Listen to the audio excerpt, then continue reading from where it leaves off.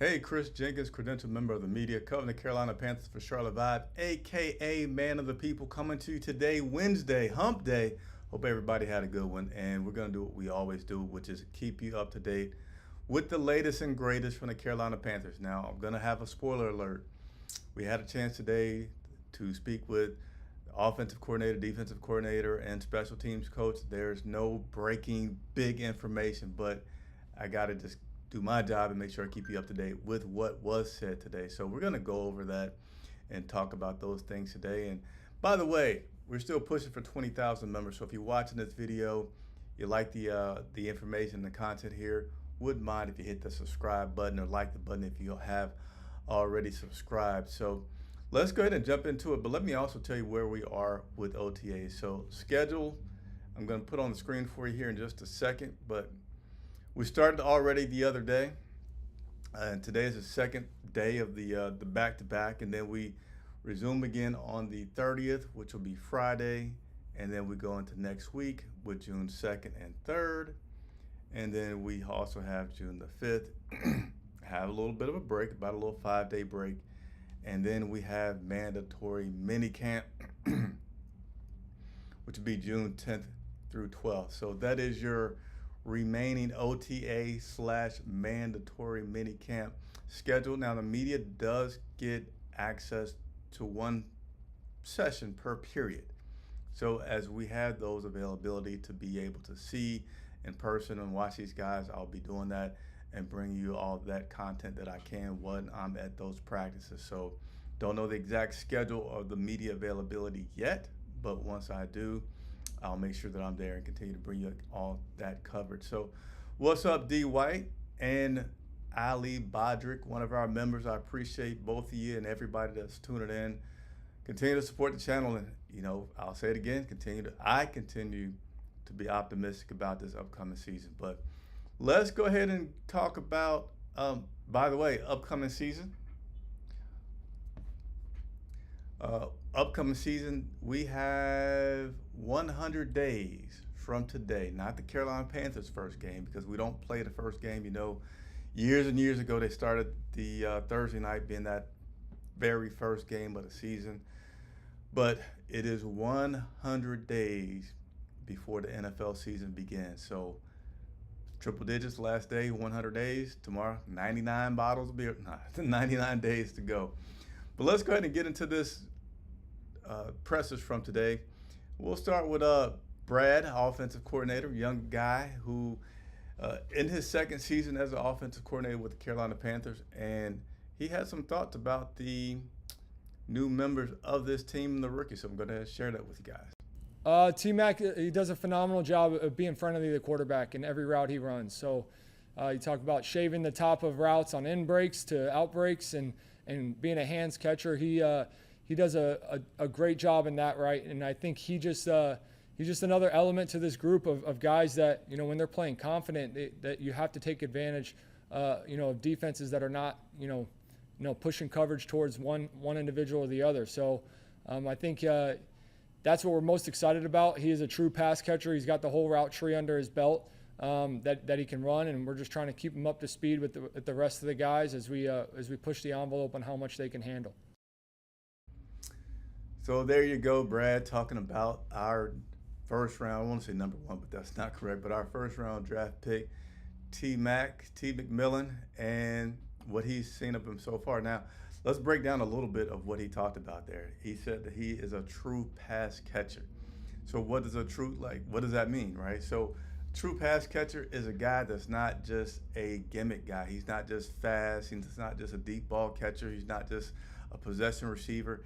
A true pass catcher means this guy has it all in his toolbox for catching the rock, catches it well with his hands, keeps the ball away from his body, looks it in well, and can just catch the ball no matter what the scenario is. So that's a little bit of the breakdown of the true pass catcher. And then running the full route tree. Now, this is something to get excited about, especially as an offensive coordinator and a coach, about a guy's utility. He can be on the field in so many different situations. So not only can he catch the ball, but whether you need him in a slot, in tight, wide out, whether you need him running a short route, a deep route. Like, this is a guy that, just based off Brad's words, is like a gem. It certainly puts him in the category of, wow, would he be, can he be, will he be better than Xavier Legette? Now, of course, Legette is a project. Last year was his first year. You're looking to build on that a lot in his second year. T-Mac is the same way, all right? Let's not get too ahead of ourselves and say, hey, he's automatically this because he has those traits and those potentials from college. Carolina Panther fans know that we have had some wide receivers over the past several years that did not match their potential from college. But just want to say that to reel you back in a little bit, to say, but T-Mac has those qualities, and right now is something to look forward to until proven otherwise, that he's such a versatile, well-rounded, huge catch radius, quarterback-friendly wide receiver. And, yesterday talked about the fact that it's Bryce Young's first time in his short professional career, having pretty much the same staff in place, and how much that helps him. Brad, I don't know why I didn't think about that, but this is his first time as well, being able to have a second year being an offensive coordinator. So we should see a lot of growth. They've talked about some wrinkles that Dave and Brad have put in for that offense. So should be able to continue to see that grow and see some benefits from that. I'm pausing for a second because I want to make sure I have all my clips organized here.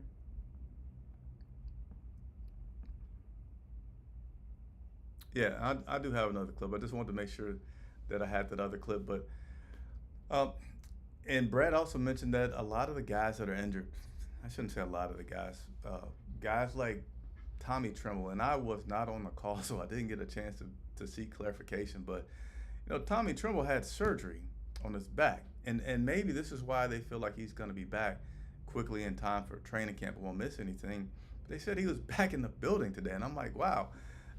I guess obviously he didn't have any major back surgery because he was in the building today, but also talked about Jonathan Brooks being back in the building as well. So enjoying the culture that they have here, where guys, even where they're injured, they're wanting to be back in the building, wanting to be around their brothers, as they like to say. So that's some little miscellaneous information report to you there, that those guys that are injured are still getting back into the building as quickly as possible, which does say something positive about this team so far with the coaching staff, is that guys want to be around and be involved. Now, Bryce Young, his second year, again with Dave Canales and Brad as his offensive coordinator. And Brad today gave his perspective on what that means for Bryce having his second year with Brad and with Dave. Yeah, absolutely.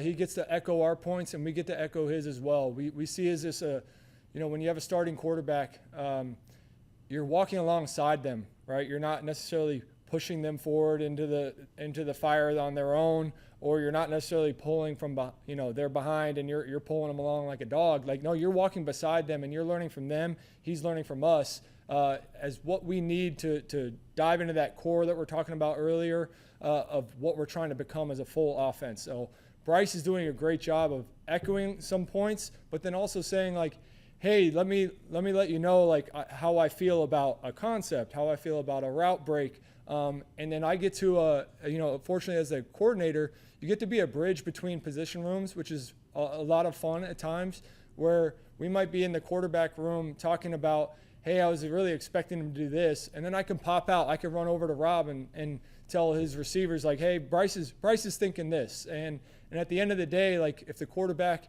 if it fits with the mold of what we're trying to accomplish as a whole, if the quarterback wants something to feel good about throwing a ball, you better bet the receivers are going to do it, right? The tight ends are going to do it. The running backs are going to do it. Yeah, what he said, and let me also give some shout outs to another member. I need to get my sound effects back in order. There we go. We got some more members signing on. SC Panthers boy, what's up, man of the people, and Rails, what's good? Appreciate both of you for tuning in and also giving some comments there. But I thought one of his analogies was kind of funny there, where Brad was talking. But But yes, it's been no surprise that Bryce Young is intelligent and how he processes things. That's been said about him since day one. But what he talked about, which I like, is now the evolution of you have a guy who is not so much learning the vocabulary and having to digest. Now he's getting ready to really excel and have the opportunity to make this his team even more, even more when you have control over the playbook. Not that he's going to be calling plays, but when you can command the attention from your head coach and your offensive coordinator about what you want. And obviously, like you said, if you learn what your running backs, tight ends, wide receivers, they know exactly what you want. They're going to be trying to do that because they want to get the ball. So I am eager to see, and again, I will continue to report to you all the things and details that I see from practice about Bryce and the growth that he may be having from this, second year that he had the better half of the season after the bench into this third year, and what that could mean for this team and wins and losses, right? I think that it just, flat out, it just gives you a chance to win. And that's what we've been wanting in Carolina. That's what we've been missing. That's what we've been needing. And hopefully that's what we're going to see. Now let's flip to the other side of the ball. No, we did not, with our number 8 overall pick, go on the defensive side, but we did have a chance to talk with Evero today, Jero Evero, about the defense. And again, guys, spoiler alert, I said at the top, it wasn't a lot of breaking news and great information that was said today. But the one thing that I did take away from Evero's time with the media today was talking about the leadership, right? Now, we don't have a bunch of veterans that we were losing, but we did lose Davian Clowney, Shaq as well. And he just spoke about now the new leadership and how coaches are using that to help teach the younger guys on this team, specifically what happens in the meeting rooms. But in terms of leadership, I certainly love what Pat Jones is going to bring to the table, what DJ Wanham is going to bring to the table, DJ Johnson going to his third year, the leadership of Coach Carter as well. So what Coach Carter, he's done a great job with this, and he's paired up the young guys in the meeting room sitting next to one of the veteran guys. So DJ Wanham is sitting next to Nick Scorton, and then Pat sitting next to Princely. And so I thought that was just a brilliant move. And so they're listening to the coach teach, obviously.